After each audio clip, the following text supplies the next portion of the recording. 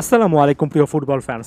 বিশ্বকাপ ২০২৬-এর ১৮ মাস বাকি আছে এবং গোল.কম তাদের হেডলাইনের ব্যাপারটা একেবারে ক্লিয়ার করে দিয়েছে। ওয়ে টু আর্লি, অর্থাৎ অনেক আগে তারা একটা প্রেডিকশন বা পাওয়ার র্যাঙ্কিং সিস্টেম চালু করেছে এবং ফুটবল ফ্ল্যাগের আজকের ভিডিওতে মূলত বিশ্বকাপের পাওয়ার র্যাঙ্কিং সম্পর্কে আলোচনাটা করব এবং তারা ফেভারিট হিসেবে কাদেরকে দেখছে সেটা একটু জানার চেষ্টা করব।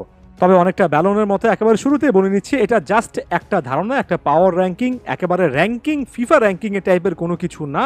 অনুমান নির্ভর কথাবার্তা, যে কোনো কিছু কিন্তু মাঝখানের 18 মাসে ঘটতে পারে। তালিকায় 10 নম্বর স্থানে পাওয়ার র্যাঙ্কিংয়ে বিশ্বকাপ জয়ের সম্ভাবনার এই তালিকাটাতে একেবারে 10-এ ব্রাজিলের অবস্থান।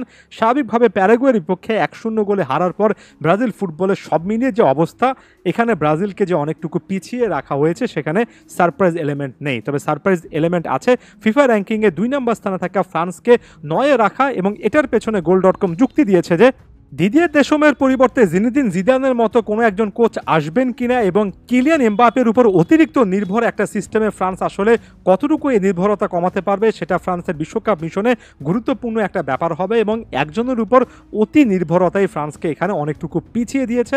ইউরোর পারফরমেন্সটাও তারা কিন্তু আসলে এখানে মনে করেছে। তালিকায় 8 নম্বর স্থানে তারা ইতালিকে রেখেছে। ইতালি যারা কিনা আপস অ্যান্ড ডাউনসের মধ্য দিয়ে আছে জাতীয় দলের পারফরমেন্সে, তবে সাম্প্রতিক সময়ে ফ্রান্সের বিপক্ষে অসাধারণ 3-1 ব্যবধানে জয় এবং তারপরে ইসরায়েলকে 2-1 ব্যবধানে হারানো ইতালিকে আপনি হিসেবের খাতার বাইরে রাখতে পারবেন না, আপাতত গোল.কম এটাই বলছে। ইন্টারন্যাশনাল ব্রেকে দুর্দান্ত পারফরমেন্স করা ক্রিস্টিয়ানো রোনালদোর কথা আরও একবার মনে করিয়ে দিলে বড় রকমের কোনো ক্ষতির কারণ দেখি না। গোল.কম তো বলেছে দ্য ক্রিস্টিয়ানো রোনালদো শো এখন পর্যন্ত কিন্তু দেখা যাচ্ছে, তবে পর্তুগালের সম্ভাবনা আসলে বাড়বে।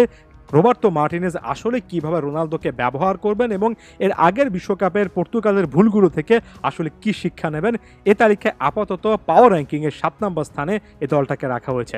তালিকায় 6 নম্বর স্থানে ডাচরা রয়েছে, যে ডাচদেরকে কেন্দ্র করে সবসময় আশায় থাকে এবং গোল.কম বলছে 2026 আস্তে আস্তে যথেষ্ট পরিমাণ অভিজ্ঞ একটা দল নিয়ে বিশ্বকাপে যাবে এই ডাচ বা নেদারল্যান্ডসরা।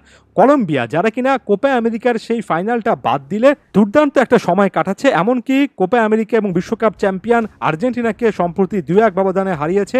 নেস্টোর লরেন্সের অধীনে দুর্দান্ত ফর্মে থাকা হামেস রদ্রিগেসের সৌজন্যে কলম্বিয়ার যে অবস্থা সকল কিছু মেনশন করে তালিকায় 5 নম্বর স্থানে কলম্বিয়াকে ডার্ক হর্স একটা দল হিসেবে রাখা হয়েছে।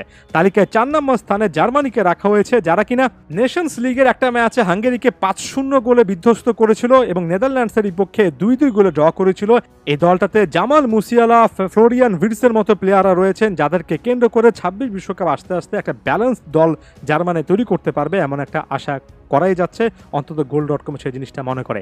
স্ট্যাটিস্টিক্যালি গ্যারেথ সাউথগেটের ইংল্যান্ড সত্যিক অর্থে সাকসেসফুল একটা দল, তবে বড় বড় ম্যাচে একেবারে ডিপার স্টেজে চাপের মুখে তাদের পারফরমেন্সটা দেখা যায় না। তবে 2026 বিশ্বকাপের সময়টা আস্তে আস্তে Jude Bellingham, Bukayo Saka, Kobbie Mainoo, Marc Guehi এই প্লেয়াররা যে আরও বেশি অভিজ্ঞ হয়ে উঠবেন সেই জিনিসটা মনে করিয়ে দিয়ে কাগজের কলমের হিসাব যেহেতু করা হচ্ছে, ইংল্যান্ডকে তাই হিসেবে রাখতে হচ্ছে।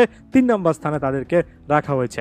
তালিকায় 2 নম্বর স্থানে স্পেনকে রাখা হয়েছে এবং বলা হয়েছে লুইস দে লা ফুয়েন্তের এই দলটা ইউরোর একেবারে যোগ্যতম দল ছিল এবং লা রোজা নামে খ্যাত এই দলটা সাম্প্রতিক সময়ে যে ফুটবলটা খেলছে, বিশেষ করে সুইজারল্যান্ডকে 4-1 ব্যবধানে যেভাবে তারা হারালো, স্পেনের এই দলটার সত্যিকার অর্থে এমন একটা স্কোয়াড আছে যে স্কোয়াডটা 2026 বিশ্বকাপে 2010 বিশ্বকাপের স্মৃতিটা নিয়ে আসতে পারে, অর্থাৎ এক কথায় ট্রফিটা জিততে পারে। স্পেনের দিকে সারা বিশ্ব তাকিয়ে আছে, বারবার সেই জিনিসটা মনে না করিয়ে দিলেও চলে। ফুটবল ফ্যানেরা ক্লিয়ারলি বলছেন আগামী বিশ্বকাপের অন্যতম এক ফেভারিট স্পেনে।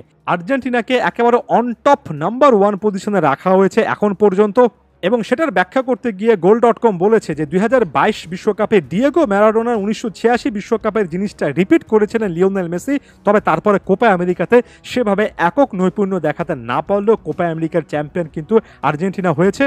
এবং এই মুহূর্তে আর্জেন্টিনার যে জিনিসটা দরকার সেটা হচ্ছে লাউতারো মার্টিনেজ, হুলিয়ান আলভারেজের মতো প্লেয়ারদেরকে আরও বেশি করে ব্যবহার করা, অন্তত গোলের মতো মনে হয়, এবং লিওনেল স্কালোনি আসলে কিভাবে মেসিকে ব্যবহার করবেন একটা কমপ্লিট প্ল্যান এবং একটা ভালো প্ল্যান যদি হয়, বিশেষ করে মিডফিল্ডের কথা তারা বলেছে, যেহেতু একের পর এক কোয়ালিটি ট্যালেন্ট আছে আর্জেন্টিনার সামনে, এখনও সম্ভাবনা আছে। যদিও সর্বশেষ ম্যাচটা কলম্বিয়ার কাছে 2-1 ব্যবধানে আর্জেন্টিনা হেরে গিয়েছে, তারপরও কিন্তু আর্জেন্টিনার কাছে লং রানে ভালো করার মতো স্কোয়াড গভীরতা আছে। তাই আপাতত তালিকার 1 নম্বর স্থানে গোল.কম আর্জেন্টিনাকেই দেখছে। এই লিস্টের সঙ্গে আপনি কতটুকু একমত অবশ্যই জানাবেন। ধন্যবাদ সবাইকে।